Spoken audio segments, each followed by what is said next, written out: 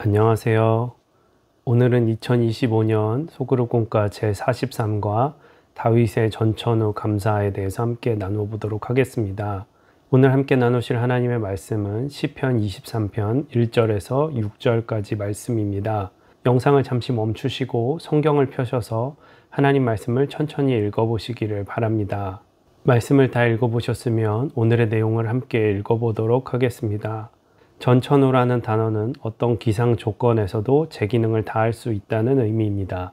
바다에 떠있는 섬과 같은 항공모함은 아무리 파도가 거칠고 폭우가 몰아쳐도 그 기상에 상관없이 작전을 수행하기에 전천후 전술무기라 불립니다. 한때 전 세계를 감동케 하였던 레나 마리아는 두 팔이 없고 짧은 한쪽 다리마저 뒤틀린 선천적 중증 장애인이었습니다. 일어서서 걷는 데에만 4년이 걸렸고 혼자 옷을 입을 수 있게 되기까지 무려 12년이나 걸렸습니다. 하지만 장애인 올림픽에서 4개의 메달을 딴 수영 선수이고 천상의 목소리로 삶의 기쁨과 희망을 노래하는 가수입니다. 때때로 내가 장애인인 것에 감사한다고 말하는 그녀의 고백을 통해 우리는 감사의 역설을 넘어서는 전천후 감사를 발견합니다. 과연 성경 속에 이런 전천후라는 단어를 붙일 수 있는 사람이 누구이겠습니까? 그 사람은 과연 다윗이 아닐까 생각합니다. 시편 23편을 읽으면 어떤 생각이 떠오르십니까? 푸른 풀밭이 쉴만한 잔잔한 물가가 원수 앞에 차려진 상이 보입니까? 시편 23편에는 오히려 다윗의 깊은 삶의 아픔과 고난이 숨어 있습니다. 단 한순간도 누울 수 없는 쉼도 없는 다윗의 인생이 느껴지고 늘 사망의 음침한 골짜기에 서 있으며 자신의 주위를 둘러싼 원수들 앞에서 살았던 다윗의 큰 고통을 발견합니다. 시편 23편은 아마도 다윗이 인생의 황혼기에 자신의 인생을 돌아보며 어떤 상황 속에서도 함께 하셨던 하나님을 찬양하며 감사하는 고백이라고 생각됩니다. 다윗은 물맷돌 하나로 거인 골리앗을 쓰러뜨렸을 때에도 사울의 칼날을 피해 인생의 막다른 아둘람 동굴 속과 숲 황무지에 숨어 있을 때에도 왕이 되어 온 이스라엘 백성의 칭송을 받을 때에도 아들 압살롬의 반역으로 황무지를 떠돌 때에도 다윗은 감사의 노래를 멈추지 않았습니다. 다윗의 이런 감사야말로 전천후 감사라고 부를만 합니다. 사람에게 가장 큰 저주는 목마름이 아니라 감사하는 마음이 생기지 않는 메마름입니다. 그러므로 모든 환경 속에서 감사의 샘이 메마르지 않았던 다윗의 삶이 참으로 귀합니다. 다윗의 전천후 감사를 함께 배우며 우리도 전천후 감사자가 되기를 소망합니다. 첫째, 다윗의 전천후 감사는 삶을 지켜내는 영적인 버팀목이었습니다. 사람들이 다윗을 생각할 때 대부분 사람들은 그의 영광에 초점을 맞춥니다. 거인 골리앗을 이기고 승리를 쟁취하였던 다윗, 하나님의 놀라운 축복으로 성공과 풍요에 우뚝 선 다윗에게 우리의 시선을 빼앗깁니다. 그의 인생 속에서 큰 성공과 영광을 누렸기에 시편을 지어 하나님을 찬양하고 감사의 노래를 당연히 부를 수밖에 없었다고 생각합니다. 하지만 다윗의 삶을 정말 꼼꼼히 살펴보면 전혀 다른 모습의 다윗을 만나게 됩니다. 그것은 고난과 역경으로 얼룩진 고단한 인간의 삶입니다. 시편 23편 4절에서 내가 사망의 음침한 골짜기로 다닐지라도 해를 두려워하지 않을 것은 주께서 나와 함께 하심이라. 주의 지팡이와 막대기가 나를 안위하시나이다 하고 고백합니다. 사망의 음침한 골짜기는 다윗의 시적인 표현이 아니라 그의 실제적인 삶의 환경을 고백한 것이었습니다. 다윗은 평범한 양치기 소년에서 왕위에 오르기까지 그리고 왕이 된 이후에도 파란이 많고 굴곡이 심한 삶을 살았습니다.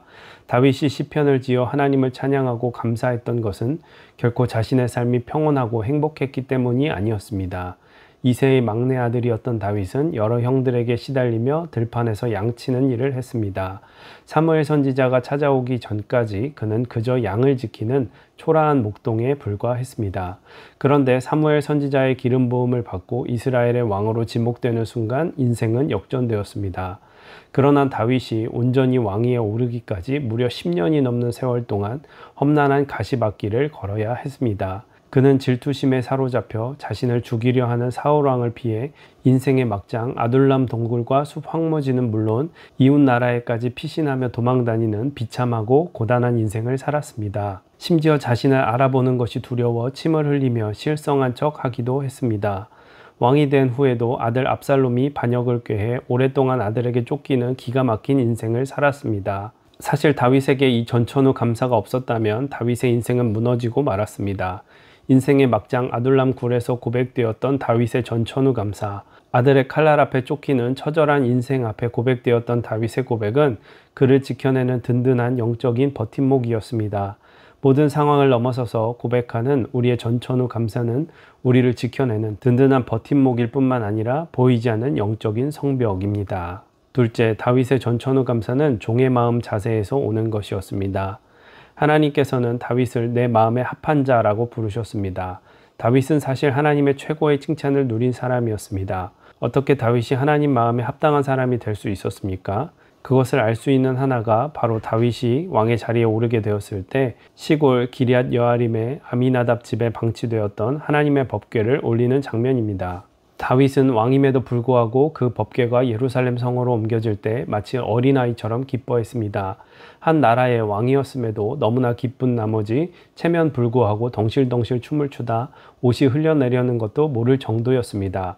다윗의 아내가 이 모습을 민망해할 정도로 하나님 앞에 다윗의 모습은 왕의 모습이 아니었습니다.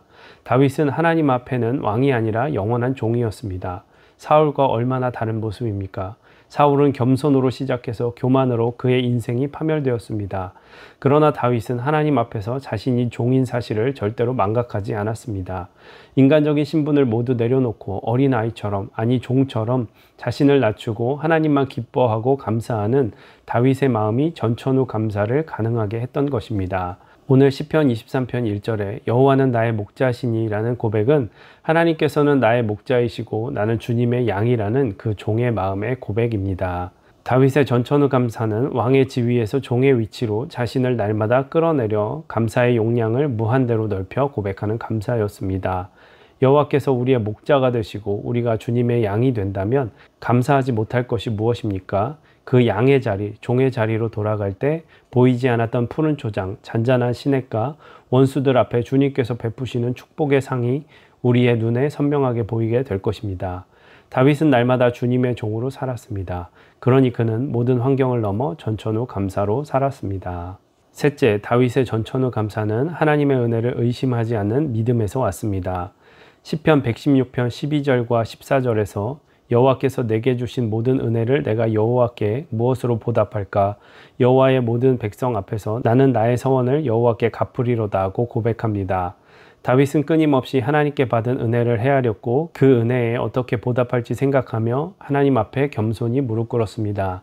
고난의 때에 불평하고 형통할 때에 교만한 것이 인간의 마음인데 다윗은 형통할 때에도 이 모든 일을 이루신 이가 하나님의 은혜임을 고백했습니다.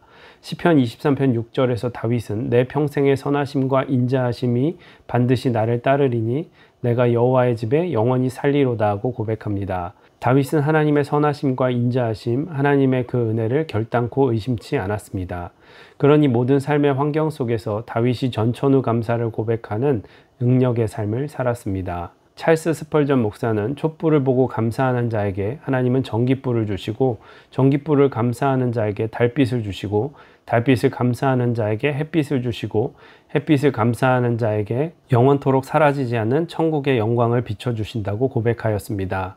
하나님의 은혜를 바라본다면 오늘의 우리의 삶에 희미한 그 촛불도 감사의 주제가 될 것입니다. 전천후 감사는 범사에 감사하라는 성경의 말씀을 따르는 삶의 원리입니다. 우리의 삶이 환경과 상황에 따라 움직이는 것이 아니라 어떠한 상황 속에서도 전천후 감사로 살아가는 주님께 깊이 뿌리 내린 시냇가에 심기운 나무가 되기를 원합니다. 네, 이렇게 해서 2025년 소그룹 공과 제43과를 함께 읽어보았고요. 나눔과 적용을 천천히 읽어보시기를 바랍니다.